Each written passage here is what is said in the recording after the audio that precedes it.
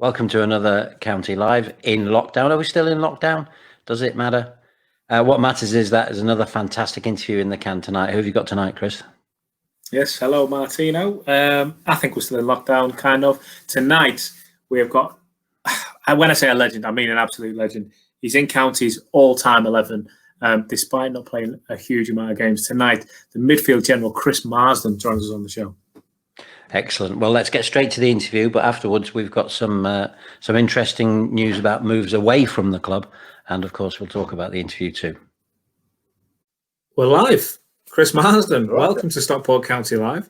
What a fantastic coup to get Chris Marsden on. I've got to say, from a personal perspective, I think I can say this, one of the classiest midfielders I've ever seen at Edgeley Park. Welcome to the show.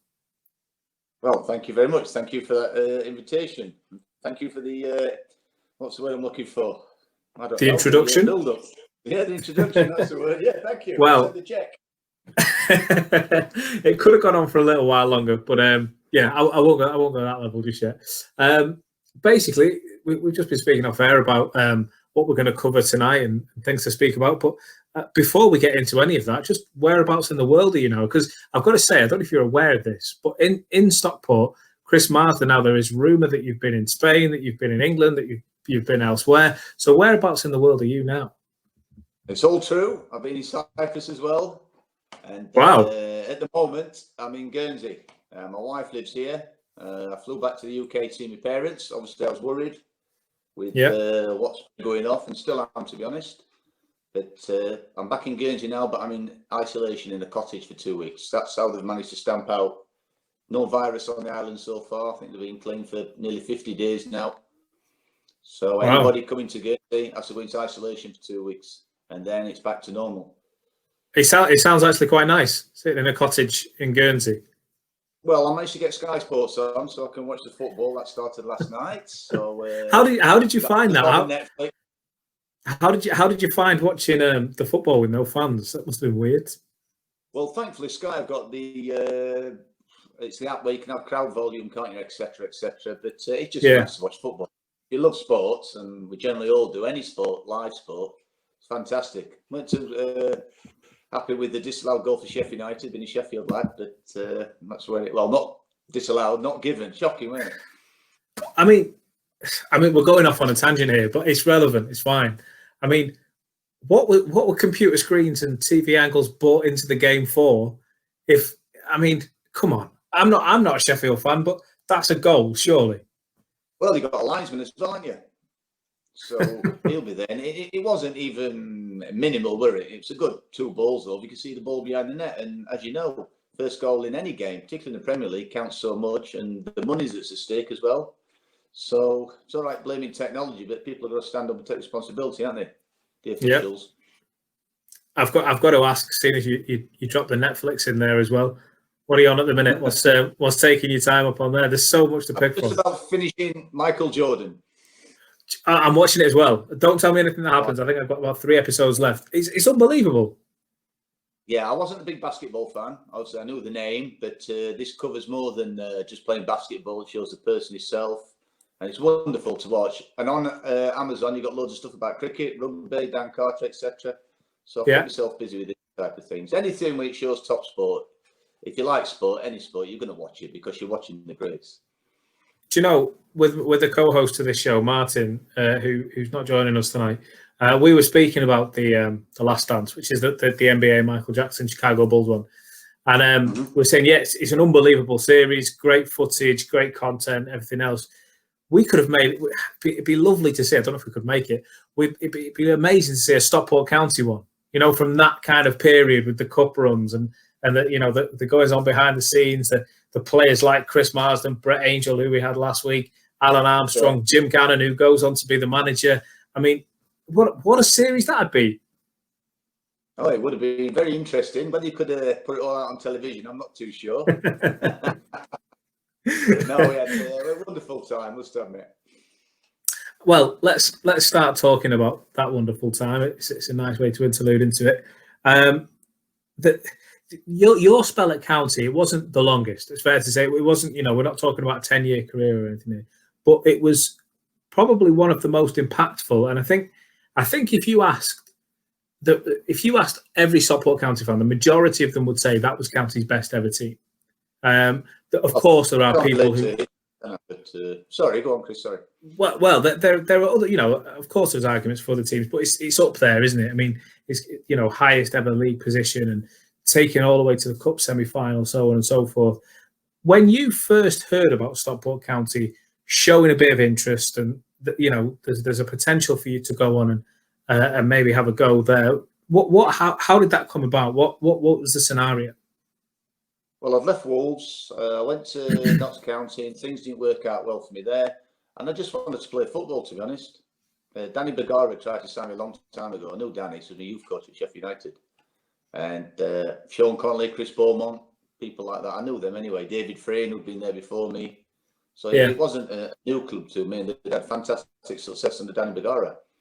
Been to Wembley a few times, etc. So I knew who they were. And if you're not playing football, then you're wasting your time. You just want to play. And I was fortunate to got the chance to play there. And as everything developed, it was an amazing time. What's unbelievable, right from the word go here, is Danny Bergara's name come up. His name is not on my notes tonight because Danny Bergara's name is, alongside Jim Gannon, it's the name that probably comes up the most when we're speaking to these, to former players and to old fans and everything else. And of course it would be, because Dave kind of kickstarted this, Danny kind of kickstarted this evolution of the club. But we're bringing a player here who didn't play under Danny Bergara at County, yet there's still this kind of, well, I know who he was and I've worked with him before, and there's still that recognition there. It's amazing to hear as a fan. It's amazing to hear. Well, football's such a close shot, really. I mean, even if you don't know somebody personally, you can guarantee if you met him on holiday or in a bar, you'd recognise him, and within a couple of minutes, everybody knows somebody. And they all know a story about somebody, and before you know it, you're not competing if you're on holiday or, like I say, in a bar, and you just basically chew the fat. You're amongst your own, Yeah, of course. It's wonderful. Camaraderie. So it was Dave Jones there at the time. Did you have any familiarity with Dave? Did you know anything about him? Did you know much about Dave? No, I knew he'd worked under Danny, and then obviously Danny, for whatever reason, lost his job. John Sainty was there as well. Roger Wild was the physio. Yeah, good old Rog. And I was with Roger just prior to lockdown. Oh, really? How's he doing? He's still the same, and he looks like a woman with his long grey hair and everything. But still playing the guitar. I'm not sure about that. We've still got a sports car. He's got an Audi TT now. He's got he's doing all right then. Well, he does all right. He's 60. I think he's 66 now, 67. He's retired now. But he looks fantastic for 67. Oh yeah, and he'll tell you how fantastic he looks as well. Trust me. So you knew the guys. Dave Jones gets speaking to you. Did you see County as, I don't know, did you see it as an opportunity to kind of further your career as a player in that kind of spell where you've played with some big clubs like Notts County that you mentioned, and like you say in your own words, it didn't really work out. It wasn't the greatest of times for you. What's your headspace? Are you thinking, this is an opportunity for me to press on and maybe go up the divisions? Or was it a case of, I need a contract, I need to get playing somewhere? I wouldn't bother about the contract, but I wanted to play. I mean, if somebody says to you, what was it then, 25, 26, I think, something like that. If somebody says when you leave school you're going to play football till you're 35, you're not bothered who you're playing for. You're just going to do something that you love doing. Yeah. And, I'd had some bad injuries, and this was an opportunity to go and play. And if I played well, then the team will benefit and I'll benefit. I mean, nobody knew what was going to happen, but obviously Dave had a plan with the people he were bringing in. He brought in some very good players. I liked the players that were already there. We didn't have a lot of injuries, thankfully, and well, the rest is history, so to speak. So when you first came in and you first started getting to training and getting to grips with the club and with the town, what were your initial impressions there? Were there anything that you kind of stand out? I wouldn't say anything stand out, but if you've got a good dressing room, that's the key to any workplace. If it's a very nice, happy workplace to be in, because straight away, as I said, I knew Sean Connolly and Chris Beaumont, so I travelled in with them. So that takes it out. I didn't. Quite a few people in the dressing room I knew I played against. Flinnix, for example, Neil Edwards in the net, Tony Dinnington. Oh, sorry, Tony Dinning. I think Alan Alan were just about there, but the next season he exploded when Brett came, John Jeffers. So I knew most of them anyway. So I'd probably played 200 games by then in Football League, so I'd come across most of them anyway. So no, it was no problem at all. So the season gets going. There were some ups and downs at first. You know, it took a while for the for things to click. But what a fantastic kind of season. It's as a fan, it almost seems obvious to me. If someone was to ask me what games stick out in your memory, then obviously I'm going to say the big ones. I mean, as a fan, that's what you remember. But I always think it's interesting asking the players because you guys were on the coach going to the games that were just as important. 3 points is 3 points. Doesn't matter where you get them, or a goal is a goal. Doesn't matter where you score it. You hear all these stories about in the hotel the night before or at training. And we had Flinny on here a couple of weeks ago, and he had a bag full of stories. Your name actually came up a couple of times. But when you look back to that time, what memories spring to your mind? Well, first and foremost, my son was born when we beat the Wickham. I think it was his third to the last match of the season. So that always sticks. Then we went to play Chesterfield on the Monday and got promoted. So when you say big games, you can look at big games that will come from behind, etc. But just beating Wickham, and he was born on the Saturday morning, and I've been in hospital all night, and I was so tired, but you just want to play football. I've seen the season through. We had some amazing times. I mean, the longer away games were the best ones because we generally won. So we didn't fly anywhere, so we just on the bus. Stopped at every off license we could find, and we'd have Oasis on and whatever, and fish and chips, and just fantastic times, We had Brett Angel on last week or the week before. What a guy, by the way. Got to say, what a great guy Brett was, and he was saying one of the best things about just that kind of time at County was, I mean, Brett, he's not an arrogant guy, but he's just said when you were in the tunnel at the start of the game, or you're in the dressing room getting ready to go, you just kind of knew you were going to win. It was just the kind of this belief, this confidence in one another that it just, this energy kind of radiating around the squad, and no one said it, but you just knew you were going to go out and win. That's just what you did. Well, you do, and I think maybe because we knew we were the best team in the league, even though we didn't win it. And if one person couldn't win us the game that night, another one could. I mean, you spoke about the start of the season being a bit ropey. I mean, we had such a good pre-season. That was a problem. We went into the start of the season, right, here we go, and wallop. I can't remember how we went on first game. I remember it was getting beat by Wrexham.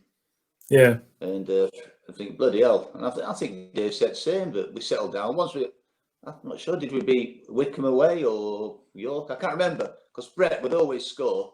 He couldn't kick the ball straight at all. He couldn't even strike it. He'd sclaff it in off his arse, ears, back of his heels or anything, but he just scored, didn't he? How's that bloody thing gone in? You like that? And he'd score, Alan. I mean, if you look at the team that went on to play in the Premier League for individual clubs, I think there must have been 6 or 7 of us. So I think that gives indication of the quality that was in the team, and not just the 11. And we had a good squad as well. So people did what they had to do. Is there a slight hint of? And I'm not absolutely not criticising anything that you've gone on to do in your career, and what a fantastic career it was. I mean, unbelievable, really. But is there a slight hint of sadness that those players didn't go together to play in the Premier League? I mean, I'm not saying County would have gone on to win the Premier League. I'm not saying anything like that. But at that time, it's not unfeasible to say, well, they could have had a swing at it. Well, I left. I think we were 6th, weren't we? In the Championship. Toddy had left. Alan had left. I mean, I remember speaking to Dave, and Dave said he would have took 5 or 6 to Southampton, but in one go. But he just couldn't do it. It's understandable. So we knocked him out of the cup, didn't we? But they're a Premiership club. They're established. You suddenly 6 players turn up from the Division 1 promotion team, and it's what happens, unfortunately, for clubs, isn't it? I mean, Gary Mason did a fantastic job when he came. True. He brought some good players in, but you're always punching above your weight for revenue that comes from the gates, fans, etc. And I think you just have to enjoy what he had at the time. I mean, I don't know enough about what happened with the rugby and everything. So, I mean, it's 25 years ago when I left. Don't talk like that. makes you feel you're not allowed to say things like that. It makes me feel. Let's look at some of those nights when, in particular, the Southampton games, West Ham. Just these are now folklore, around these parts, especially because what happened in in the years that followed that with County, with the tumble down the divisions, albeit it looks like we're on the right path now. And Jim, Jim is what he's done as a manager, and I'll ask you about him in a moment. But what he's done as a manager is unbelievable. And with this new backing and with the new owner, it looks like a real recipe for success. But when you look back at those nights, that's like my generation, who unfortunately we're not the youngest generation anymore. We're telling the younger ones just what it was like when Louis Cavaco breaks through, or and Julian Dix and Slaven Bilic are throwing themselves at him and they can't get anywhere near him. Things like this. Yeah. What was it like for you guys, just being a part of that? Oh, it's amazing. I mean, I think we went to Blackburn, didn't we? That was the first one we won. Yeah. We could have got absolutely slaughtered at West Ham. We did, but we managed to get away with a draw. I think Louis scored down there as well. Then we beat them back at Safety Park. But can you imagine the confidence that gives you as a team to, right, if we can hold the zone with these, as long as we can keep that strong head for Saturday, so to speak. And that's one of the reasons we did so well. We proved ourselves against so-called better teams, beat them. And then it was all about your mental attitude, how you're going to perform on the Saturday or the Tuesday against teams in your own division, and we were able to do that. Because there's big, strong characters in the dressing room, so if somebody got out of order, somebody could pull them back down to earth. Just a quick mention on Louis Cavaco. We had Louis on here a couple of weeks ago. One of the nicest guys I think I've ever spoken to, and he was saying about I think he still feels it emotionally, the connection with County. He was saying that he felt like a big name player. He's come over from Portugal, and at that time, and at our level, obviously we're going to see 25, 30 players move different countries this summer in the Premier League and in the Championship. But at that time, it wasn't all that common. Louis comes over here. What was he like to play with? Because he was, as a fan, I wanted to see more of him. Obviously with the injuries and whatever, it didn't happen. But as a player, when he scored that goal, and just give us a slight insight as to what he was like to play. When he first came, he was a bit of a fairy, weren't he, really? A gust of wind would have blew him over. And then he ended up, we had one at Southampton called Marion Pahars. Yeah. And he's a little schoolboy that's come to play with you.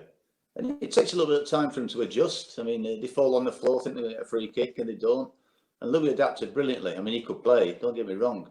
He was the worst drinker I've ever seen, though.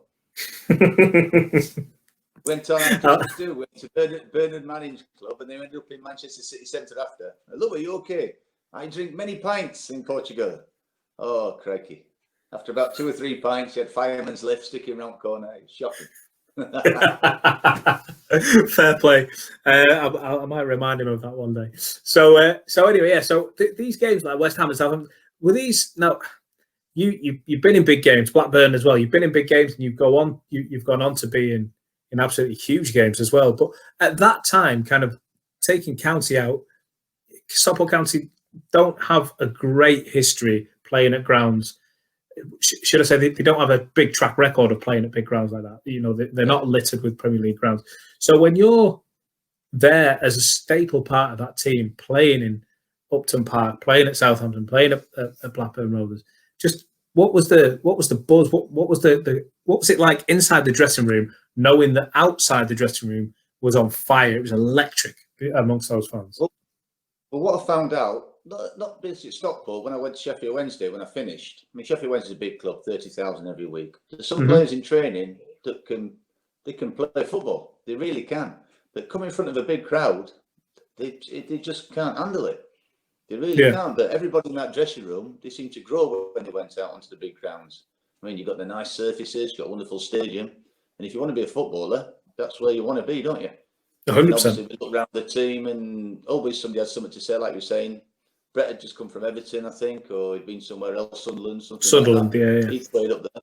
I'd been at Wolves, where they got 30,000 that play there. So Tom Bennett, he'd been at Wolves as well with me, Paul Jones. So with people that used to it, and if you had out about you, it would lift you up. Yeah, I've got to ask you about Tom Bennett. Kind of you guys, whenever, and this happened again over the summer or over the coronavirus kind of break, the club put out a fans vote for the best team, the best county 11 of all time, and that midfield pair of Chris Marsden and Tom Bennett came up as the staple pair. When you think back to your relationship with Tom Bennett, what kind of player was he to play with? Oh, he's okay. I should let him clean my boots now and again, just to keep him on top of his game. Again, I played with Tom at Wolves, you see. I knew Tom at Wolves before I went there. Yeah, Dave told me we were going to sign him. And Tom, he had a terrible injury that really finished his career, didn't he? And I played in that game. I was playing for Birmingham against Stockport when he did it. I didn't even put two and two together there. But yeah, you're right. I mean, that must have, I'm going to guess I've actually played a gig with Tom a long time ago. Lovely fella to get on with. You're obviously an easygoing guy. I can imagine that you two were friends off the pitch. I can imagine you had that relationship. That must have been hard to see him on the deck after the injury. Well, thankfully, Sean Conley were qualified physio. And they were playing fullback for County at the time. It was a compound fracture, which obviously, it means gone through his skin. And Sean was straight on there, Roger. No, it's not nice. I won't wish it on anybody. And Tom was such a quiet, nice, and he was Scottish as well. So to say nice things about a Scots person, you've got to be nice. And he played the bloody guitar with Resty, didn't he? He did. He was that's how it came about, because him and Roger Wild was telling us he had this this method to help him. I don't know whether it was distract him from the injury, whether it was keep morale up, or maybe a bit of both. But they started a covers band together, and they do kind of My Sharona and things like this. And they called it Fracture. It did not keep the morale up. Bloody awful, Roger. You sit there strumming. You are the bloody hell. He's got the hair. He's got the hair though. That's all he needs. That's all he's got. He ain't got no technique. Fantastic. Anyway, so it's fair to say. I think it's fair to say. When I speak to you and I want to speak about where you've gone in just a moment, you've gone on to achieve all these great things. It seems to me, and I'm not just saying this because you're here, it seems to me that you have a good appreciation of your time at County and what it did for your career, but just being part of that whole thing. Probably the happiest time I've had in football there. And obviously I ended up playing the Premiership for Southampton and achieved certain things there. But for 60-odd games, I think we played that season. One semi-final, I think one quarter-final, promotion. It doesn't get much better than that, does it? No, that's exactly what it's about. Flinny was telling us on the last day of the season, I think one of the players that you were up against put the ball through your legs or something, and he tried to make it out that he's got one over on you and you just reminded him that County were promoted and he wasn't. And then we went on to score and win 1-0. And I get the impression that you were able to hold this crackdown on the pitch. You got no option, have you? Mind you, it's easy to do when you're on top of them and you've got your foot around the neck.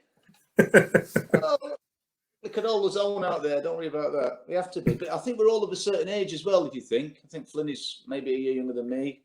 Brett was a year older. Alan was 20, 21. I would say probably the fulcrum of the squad were average 24, 25, which is a wonderful age for everybody to come together.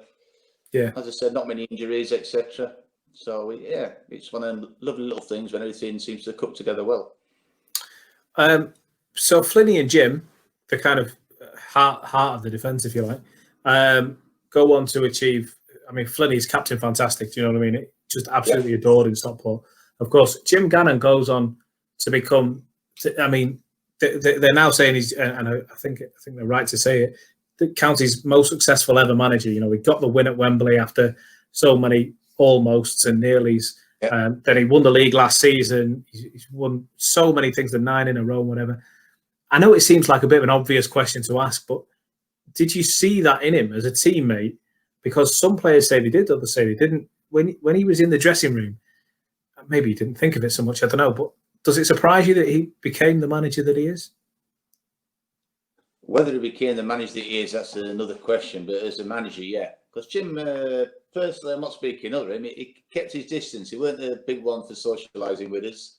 He was always taking notes and bits and bobs like that. Well, rest of us would be down finger post or somewhere down in Stockport. Jim would be keeping himself a bit to himself and looking at things. So everybody to their own. I mean, I'm really pleased for how well he's done. So he went to manage in Ireland, I think, as well, didn't he, for a while? Yes, yeah, he did, yeah. I know he's got put before, he's come back. So, no, it's brilliant. And he's got that affinity for the club, hasn't he? So, yeah. And even if things do get a little bit ropey, and it does in football, that's human nature, then the fans will give him that little bit of a break that he deserves. Yeah, no, of course. I mean, he's to achieve what he has. Yeah, I think he's got quite a lot of breathing space for a good while. Yeah. So let's talk about your career then. How did it all happen when you moved on from county? When like what happened? Was it a series of phone calls or whatever? When that move happened, what was the kind of series of events? Well, my contract was up at the end of the season. I wanted to sign a new contract, so I didn't want to run my contract down because I'd had so many bad injuries before.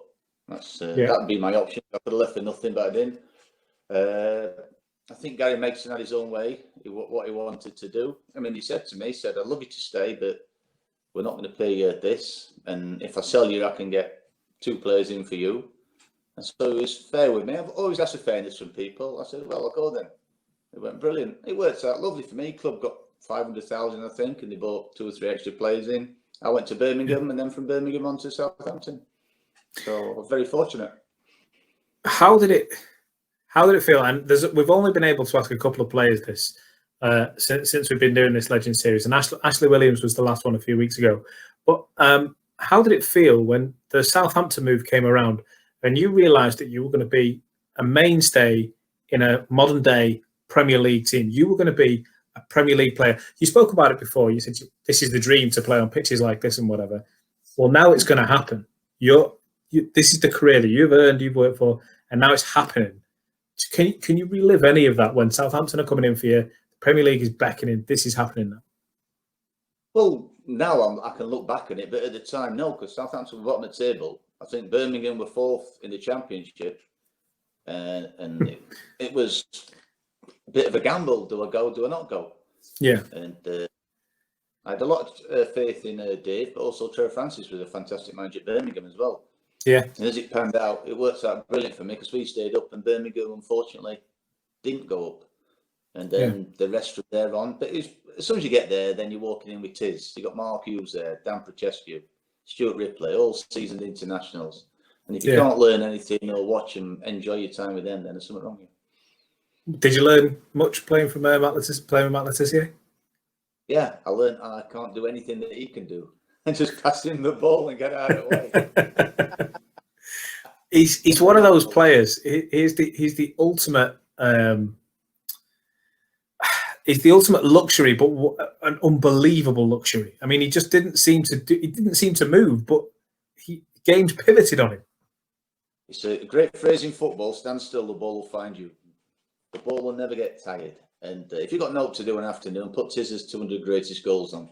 You'll be there all day. You'll clap after every one. I mean, he's just this.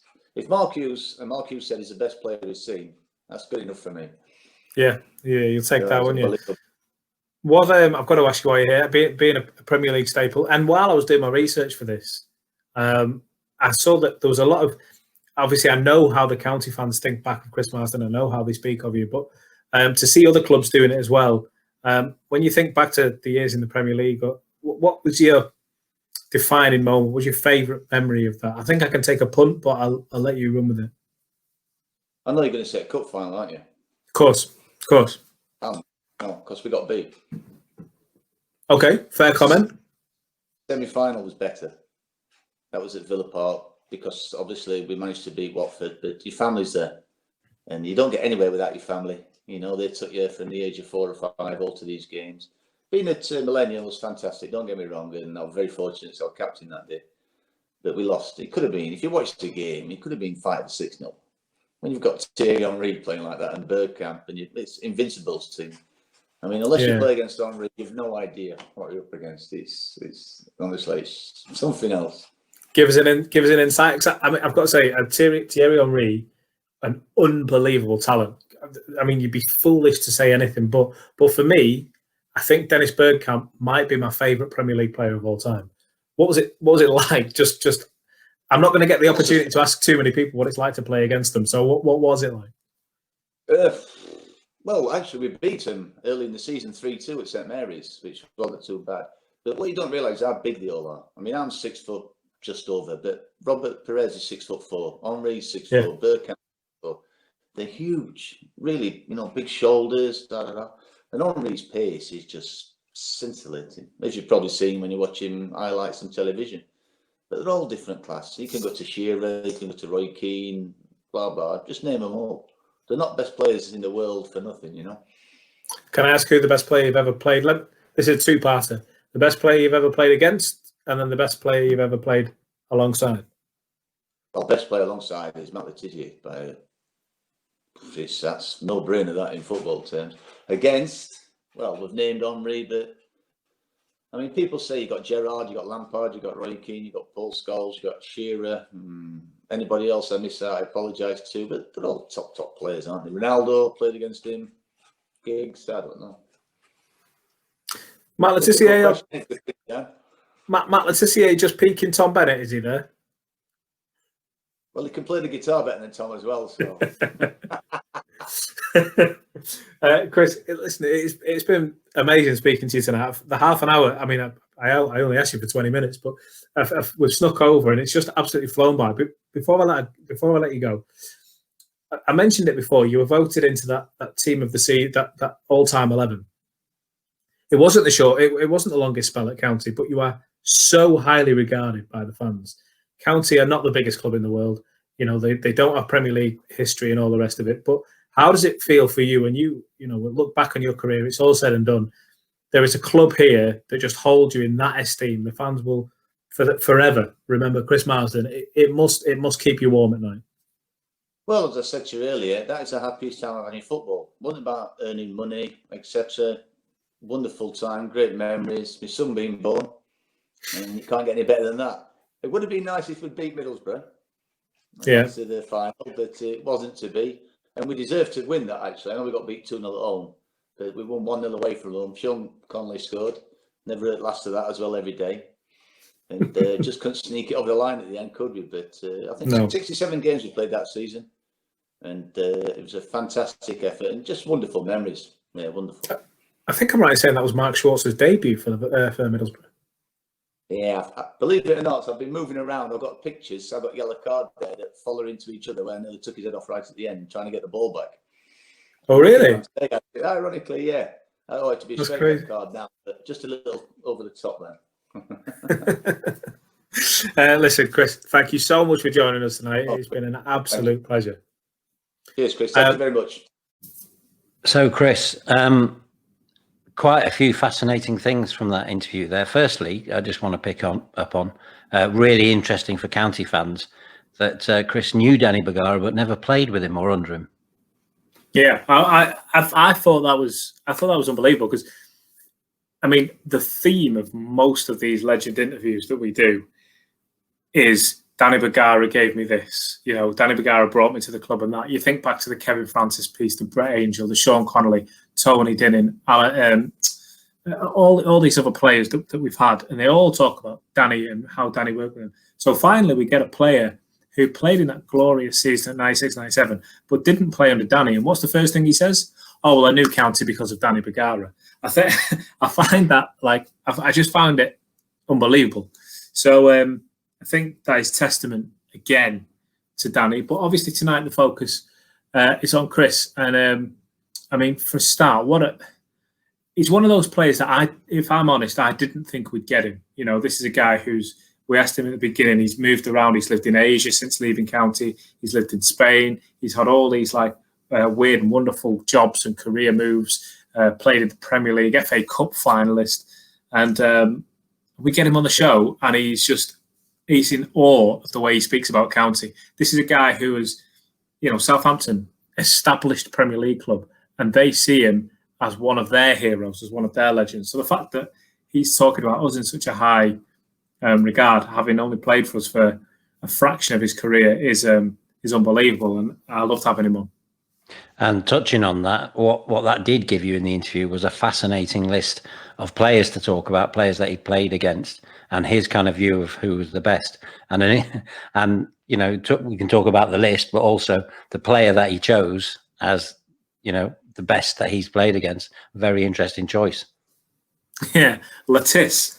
It's I mean, it's one of those. I guess if you ask any Southampton fan who the best player of all time is, you know, they're all going to say the same. And of course, I've got a huge amount of respect for what Latisse brought to the game. You know what he could do, but he's talking about playing up against Steven Gerrard and Cristiano Ronaldo. He mentioned playing against him. Is Letitia in that bracket? But you know, he knows better than I do. I never played with Matt Letitia, and it is always a good talking point. I always love asking players, you know, asking Flinney, you know, a few weeks ago, who's the best player you played against. Interestingly, he said it was Big Kev, and there's quite a nice little touch there. But yeah, it's funny when you hear about these, you know, these stories inside football, and you know, we sit and watch it in the stands or on the telly, and we get our impressions of this guy must be amazing, that guy must be amazing. And of course, Matt Letitia has got this amazing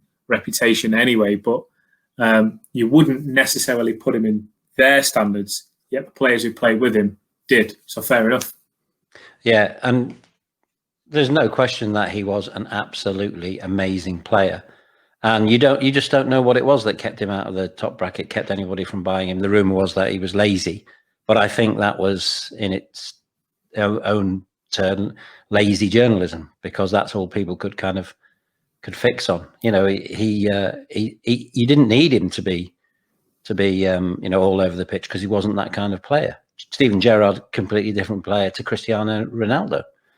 You know, yeah. So everybody has their thing that they bring to the game. But it will be fascinating to see how both Matt Letitia and Chris Marsden in today's kind of top flight football, when you know, Marsden would probably do very well. You know, big engine like that all across the midfield, not really a defined position in, you know, elite kind of the way that football's going now in terms of like the way midfielders play.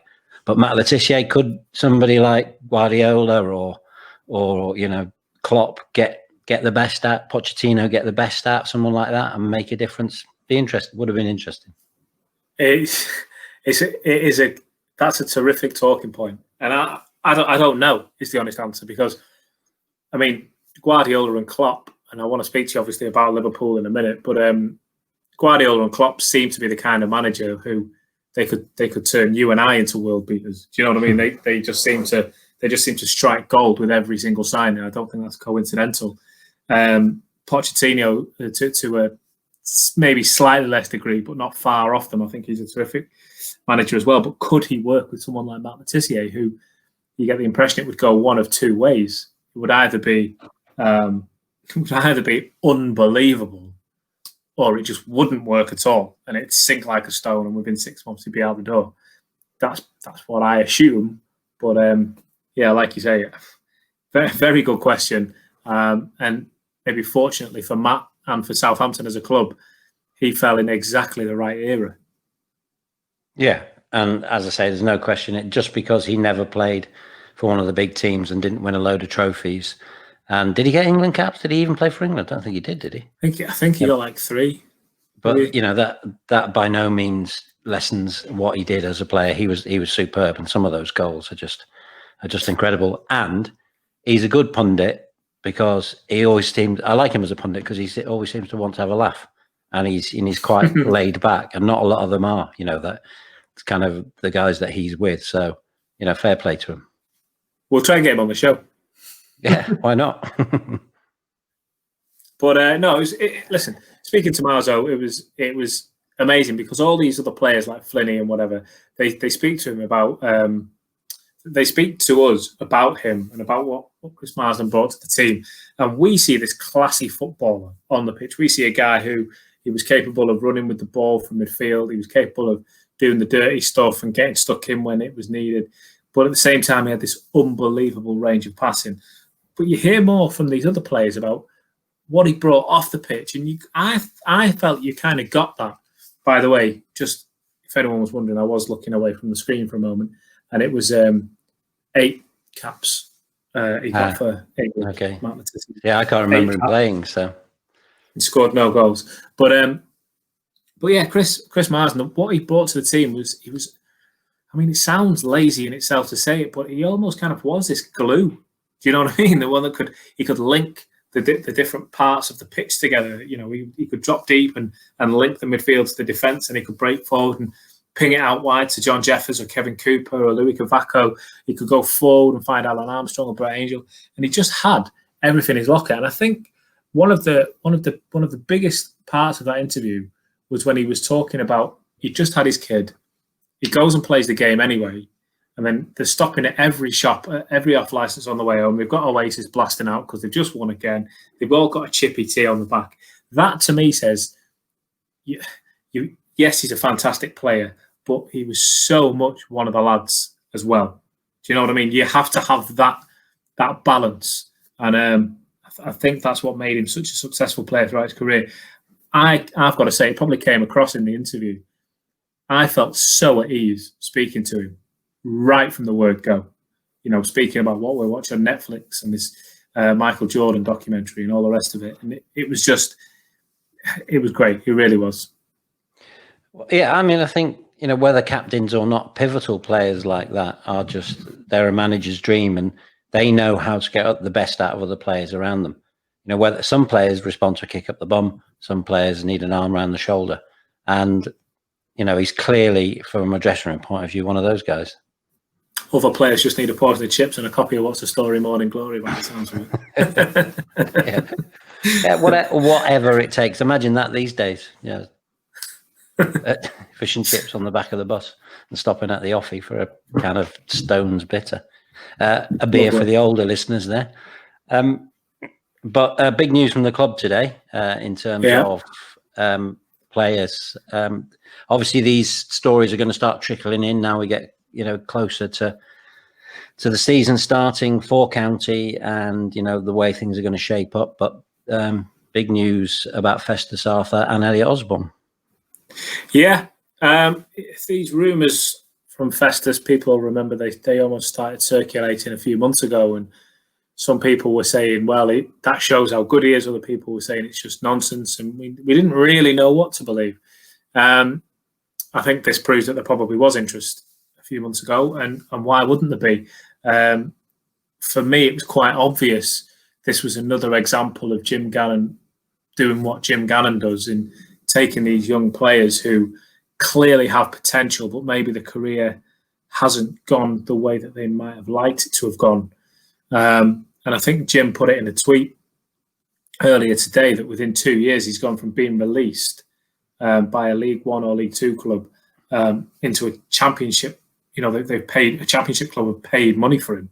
So it's a great move for Festus. And I had a quick chat with Festus today after it was announced, and he's buzzing. He's absolutely buzzing. And why wouldn't he be? He's gone off to I mean, he gives all the love and respect that you would imagine.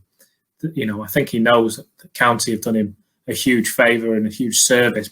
Maybe favour's the wrong word, but huge service in upping his game and bringing him. And the way Jim bled him, if you like, into that first team, he kind of almost became first choice centre half, didn't he, for a while, alongside Ash Palmer. And it's great for Festus because with the takeover and the arrival of Liam Hogan, you start to think, is Festus now going to go back to trying to break into the first team again? Or, how's that going to dent his confidence? Is he going to be able to hold players like Hogan and Maynard out of the team?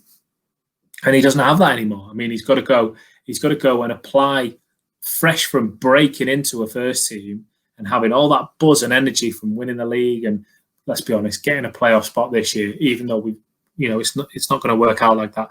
We all know that County did enough this season to get into those playoff places.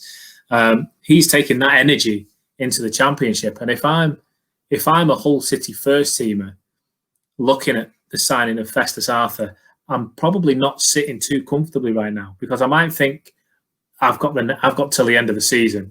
I'm not being displaced that quickly. But then when the summer kicks in, and they finish their season off and they start pre-season training, and they can see that Festus is this young lad bounding with energy, and he's just, he's got all that he's learned under Jim. taken into their team. It's a cracking move for the lad. It's not the worst thing for County because they're not going to upset him. Do you know what I mean? If he'd fallen back down onto the bench, he could start getting frustrated. You could appreciate and understand that. So I think it works all around, if I'm honest. From a selfish perspective, I'd like to see him stay, but fair play to him. Fair play to Hull City. They've got a good player. It's exactly what you want, isn't it? You want a young... It's exactly what you want. As for Elliot, I mean, everybody knows what I think of Elliot Osborne. I've raved about this kid since his first spell with County. And then when he came back from Fleetwood, I remember chatting with him on his first training session in his car just after it, and he was absolutely buzzing to be back. He actually said he listened to us every week. I mean, what's wrong with him? That's how much he missed being at County. So, I know the club's within him. I know that he feels it. And at first glance, and I don't mean this in any disrespect to either him or Stevenage, you look at the move and you think that's not a step up, Elliot. But then you look at maybe what's going on and off the scene, and you think, okay, Stevenage have just signed a very, very good striker. From Dover, this Effiong. They want to kind of push for the immediate promotion. They want to get straight back up into the league. So maybe they are making a couple of statement signings, and maybe if they've made Elliot feel like you're going to be a marquee signing, for lack of a better phrase, you don't get the opportunity to be a marquee signing all that often. Maybe that's kind of swayed him. Maybe the project has excited him. Don't know what it comes down to off the pitch. I don't know the situation with contracts offered and all the rest of it. But I'll always have time for Elliot. I think he was a really nice guy. Great football player. Really, really exciting player to watch. Probably would have won our player of the season. Him or Ash Palmer.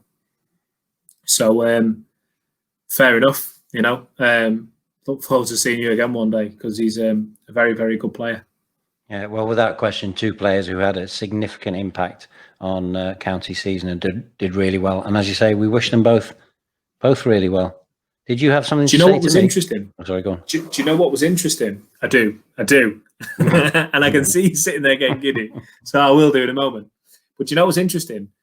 The club released a statement saying that Elliot Osborne and Festus Arthur have moved on. We'd like to thank them for the service.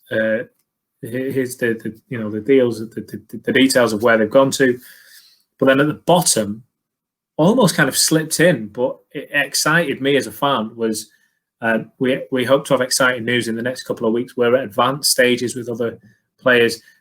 That's the exciting part. That is football at any level. Real Madrid and Liverpool, Stockport County, even below, National League North level. It's disappointing, frustrating, whatever, when you lose players, but who are we signing? Do you know what I mean? Like who and you start talking about, and especially with the money that County have got now, it's exciting, isn't it? It is, and that's how it's going to manifest itself. This excitement about the new owners and the new era. It's two ways, obviously on the pitch, watching things improve, but the other way outside of the games will always be looking at the players that they're trying to sign and looking at the players that they sign, and especially now when there isn't football, that is bound to be,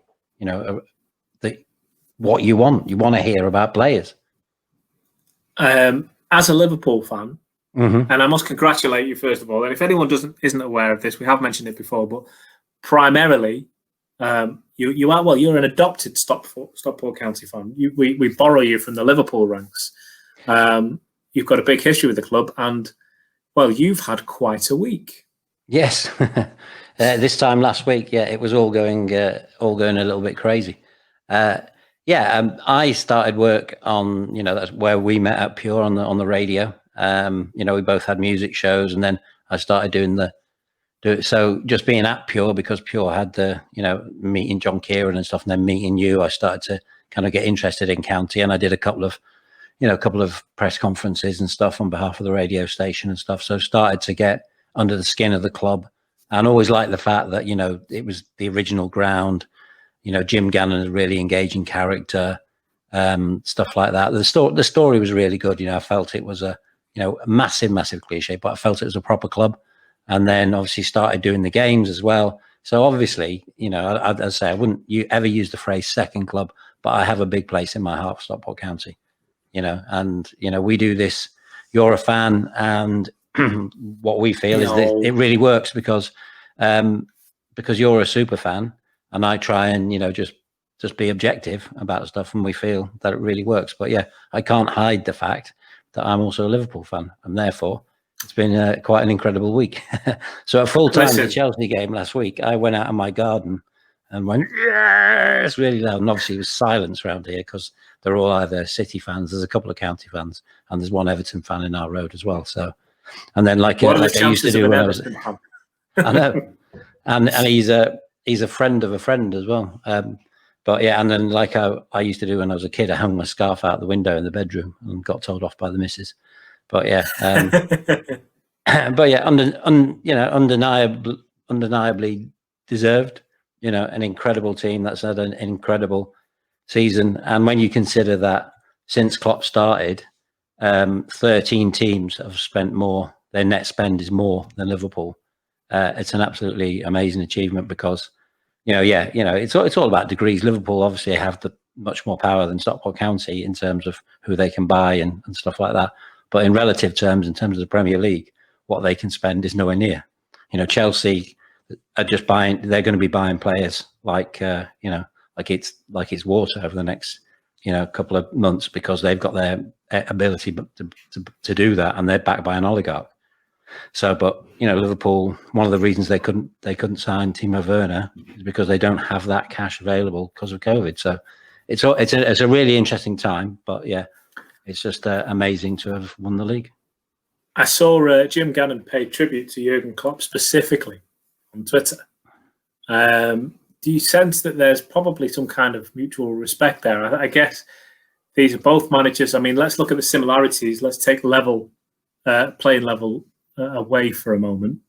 They're both known for bringing young players through. They're both known for getting the job done. They've both got success to incredible kind of levels on their CVs, on their track records. I get the impression that it would be a very interesting conversation having those two in the room. Oh yeah, I mean we know from you doing your interviews with Jim and me being there sometimes and stuff like that. He never shuts up about football.